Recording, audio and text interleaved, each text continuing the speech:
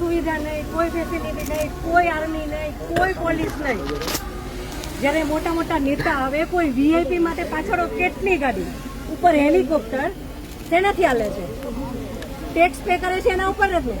VIP માટે જે service છે એ આ લોકો માટે કેમ નથી?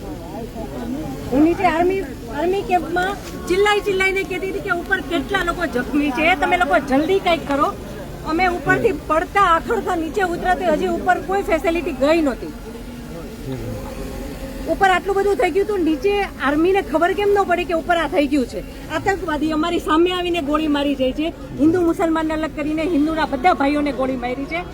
તો આપણી આર્મી કરે છે શું?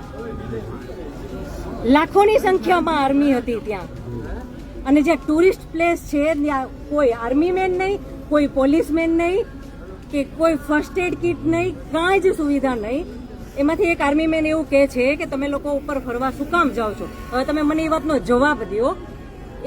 જો આ રીતનું હતું તો તમે અમને જવા શું કામ દો છો?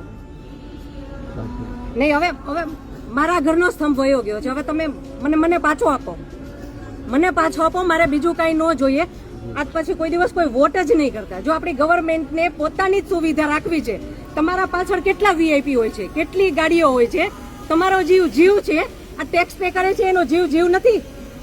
આ છોકરાઓનું શું? આનું ભવિષ્ય શું? આને ડોક્ટર બનાવી છે, આને એન્જિનિયર બનાવો છો, હું કઈ રીતે બનાવીશ? નહીં, મને ન્યાય જોઈએ. મારા છોકરાનું ફ્યુચર ખરાબ ન થવું જોઈએ. આટલા વર્ષની સર્વિસમાં એને ટેક્સ તમે કટ કરીને તમે સેલરી આપો છો ને, અને ઉપર જતા અમે કઈ પણ વસ્તુ ખરીદીએ છીએ, ક્યાંય જઈએ છીએ, ફરીથી ટેક્સ, ટોલ ટેક્સ, બધા ટેક્સ તમે અમારી પાસેથી લ્યો છો.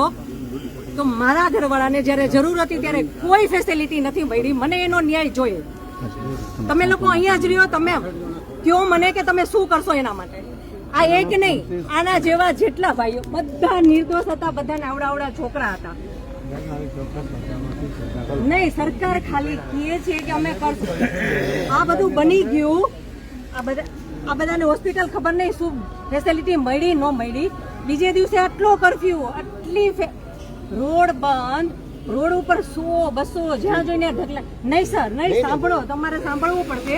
જ્યારે બધું પતી જાય પછી આપણી ગવર્મેન્ટ આવીને ફોટા પાડે છે કે અમે આર્મી ઓફિસર અહીંયા હતા, પોલીસ અહીંયા હતા, નેતા આવ્યા છે. પછી શું કામનું? અને આર્મી ઓફિસર એવું કેમ બોલી શકે કે તમે લોકો ઉપર જાઓ છો શું કામ ફરવા? અને ત્યાં એક બોલ્યો તો બાકીના બધા સાંભળતા હતા, તો કોઈ કાંઈ ત્યારે કેમ ન બોલ્યું? અમે ત્યારે એમ બોલ્યા કે આર્મી મુર્દાબાદ, કે આર્મી હાય હાય, તો અમને પકડીને કેમ અંદર ફેંકી દે છે?